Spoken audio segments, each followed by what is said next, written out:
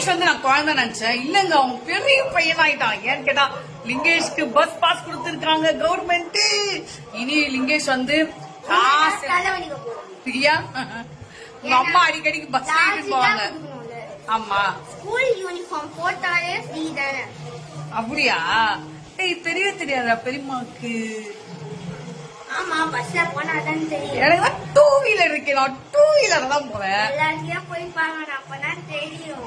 அப்படியாடா? லாரியில கூட போனோம். லாரியில போனோம். ஊரை விட்டுதான் ஊரை ஓடணும். லாரியில போனோம். பழசா இது? அப்ப என்ன ஏமாத்துறியா? சொல்ல சொல்ல.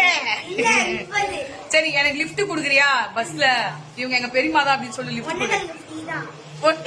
எல்லாம் தெரியுது. படிக்கிற பையன் ப்ரூவ் பண்ணிருக்கான் பாத்தீங்களா? ஜெயிச்சுட்டோம் மாலா. நான் ஜெயிச்சுட்டோம் மாலா.